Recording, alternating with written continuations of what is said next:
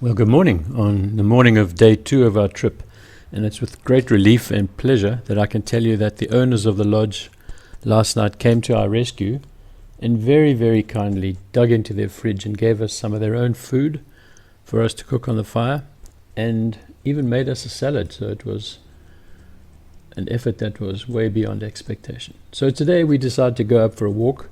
There are many, many hikes in the area. We went on a 2.5 kilometer walk to look at some Bushman paintings. The dogs of the lodge came along with us at least part of the way and slowly dropped out one by one because clearly they've got more brains than we do. And then we stopped off on the way just to look at the rooibos tea, which they grow and dry here on the premises for export.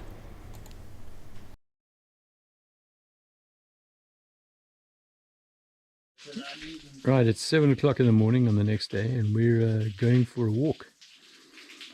I don't know if you can see, we've got companions in the background there. And we're on our way to some Bushman paintings. And lovely waterfall here. This must be unbelievable when the river is flowing. Very beautiful. Imagine having this on your property.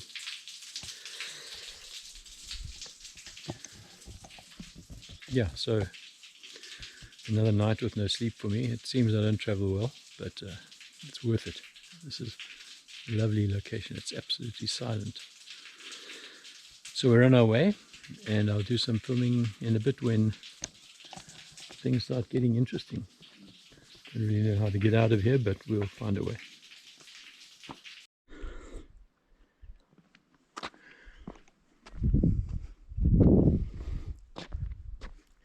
Look what we found. Look at this. Gee.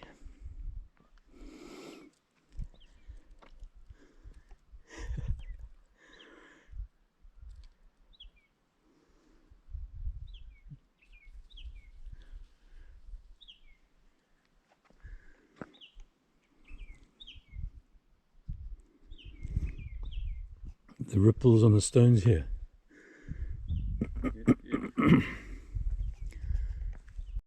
That's where we've come from. It's just silent. All we can hear is birds.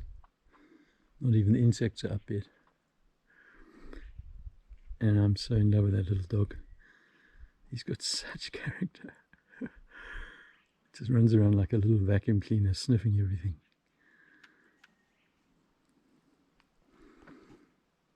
So we're heading off up that way and see how it goes. Okay, so this is the way we came up. There's one of our companions there. And we just stopped to look at the rock formations here. This is a lookout point. Some amazing formations here. And then an amazing swimming hole here, even with water hyacinths in it. This is turning out to be a surprise around every corner. We seem to be up on some sort of plateau here and still looking for our Bushman paintings. And I'll report back.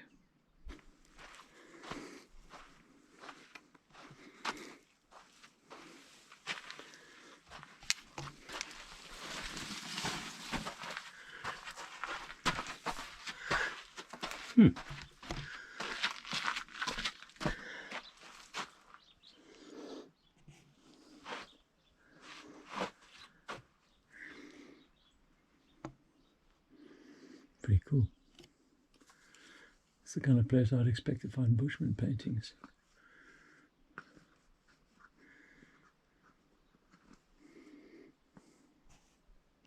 So here are what appear to be Bushman paintings. I'm not quite sure what this is. If it's one creature or two, maybe an elephant or something. Not quite sure. And here are some more. We were told that they're not great quality. And that does seem to be a case. So they're difficult to make out, but they are definitely paintings. But look at the rock features. Look at the stains on the rocks. I mean, isn't that amazing? It looks like an art gallery. Of course it goes all the way up.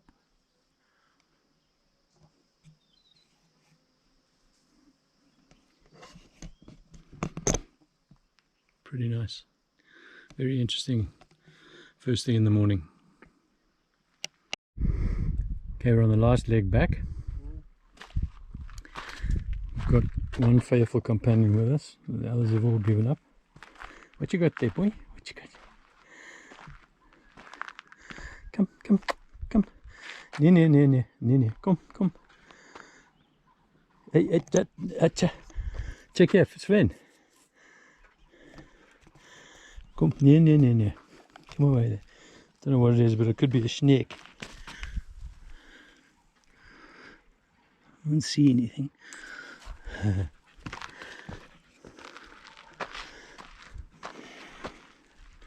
So we're looking down over our accommodation last night, which was there.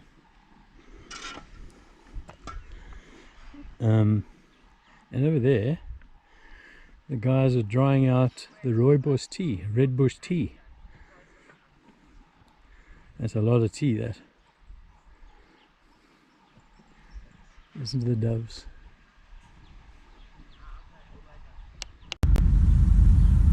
Okay, so we're getting ready now to leave Gifberg. Pak met die camera. And as I get ready to talk to you, the tractors are pulling out. So we're a little bit apprehensive because the road is quite technical out of here. It's a hot morning, it's already maybe 30 degrees, so the boys are somewhat apprehensive. But it's been a great night, and I'll do some filming on the way and let's see how it goes.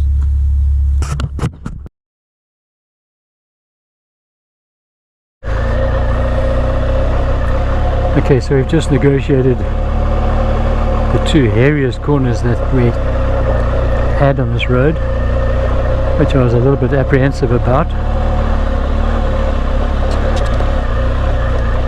Bit of an issue getting up here too, by the looks of it.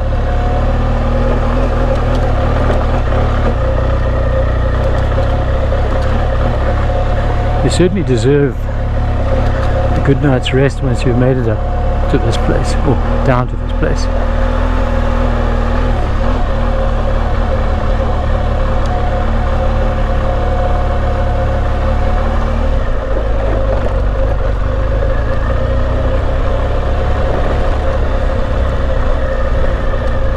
Tricky road,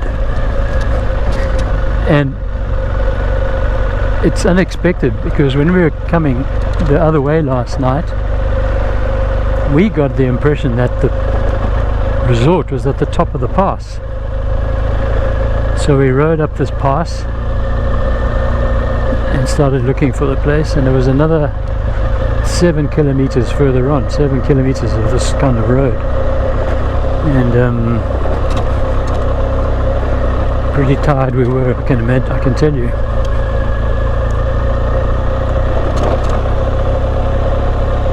My legs are still feeling it.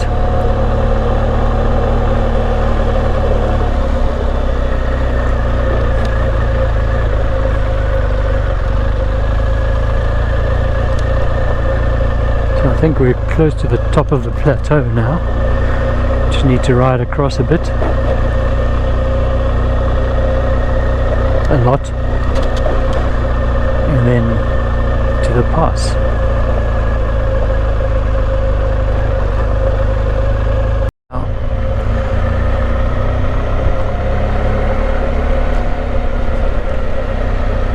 I'm having a bit of trouble with my luggage, which keeps shifting around behind me. It's quite disconcerting. It's moving left and right and forward, and I thought I had it waxed, but I haven't, so I've got to organize that sometime. Gee, look at this. Can't remember coming up here last night. Look at that mountain. Gee, pretty.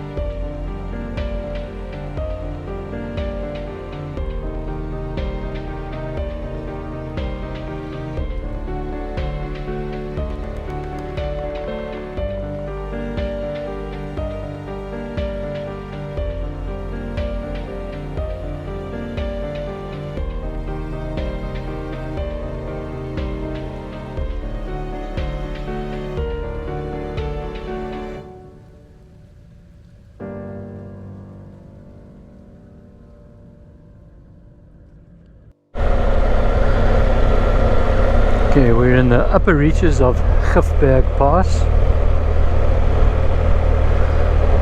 which are tarred because it's pretty steep, and I would imagine come up here on a gravel road would be pretty much impossible. Looks totally different now in the morning compared to when we came up last night.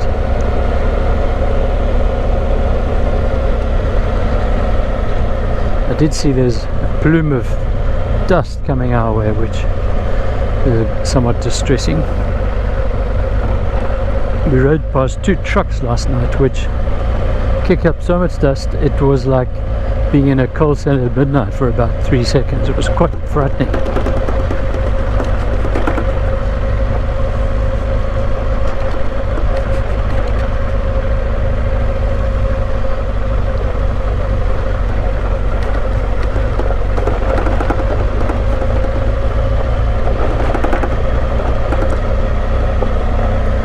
What with all that rattling going on, I thought it would be better to cut the video there and have a look at the view instead. Much nicer.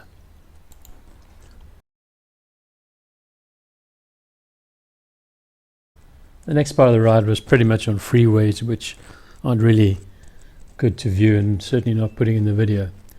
So we pick up the trip here going up the spectacular Van Rens Pass, which climbs up from a flat plain down the bottom. I believe it leads to an area called the Knasvlakte. And unfortunately towards the top we got stuck behind some 18-wheeler trucks, so we couldn't enjoy the full scene of it, but it was very nice. We stopped at the top, great scenic view, and took a bit of a rest up there. This is a view from the top of Van Rens Pass over the so-named Knasvlakte, or the grinding flats. So named because of the grinding noise made by the wheels of the ox wagons as they went over the rocks. I really enjoy the willingness of other travellers to share information with you. So when we were having lunch in Nieuwertville, some people told us about these flowers which they discovered in a quiet little park outside town. So we stopped to have a look at them. And these are Brunsvigia flowers. In English they're called the candelabra flowers. And I think the family name is, I think they're part of the lily family, which is Amaryllidaceae. Interesting flowers that they only flower occasionally, not every year, but when they do flower it's in March when the conditions are right temperature, there's been some good rain. And it's a sight to see. They fill the whole veld. It's beautiful, this range of flower heads which are pollinated by bees, and then when they eventually die off and roll across the veld, they spread their seeds all over the place. Amazing to see them.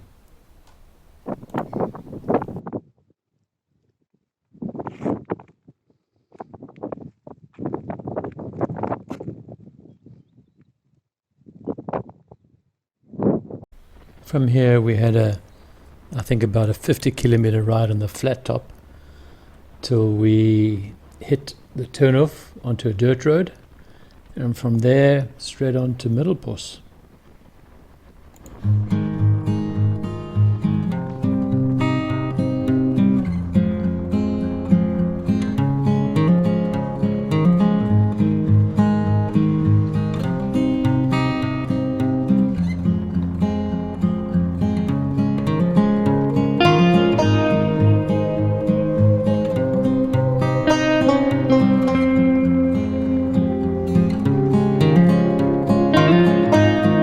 I think there's something very special about being able to ride in these isolated, lonely country roads, particularly on a motorcycle, where you get the smells and you can hear things which you're insulated from in a car.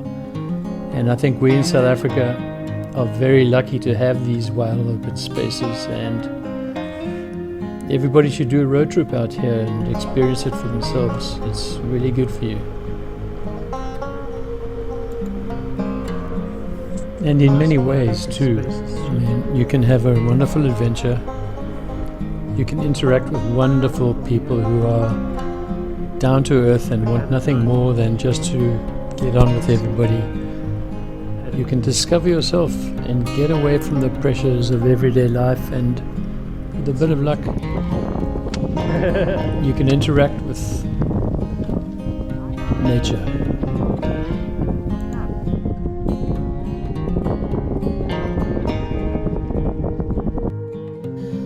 Day 2 didn't end like day 1. There was no mountain pass and tricky rocky road to negotiate for us to end up at our mountain lodge.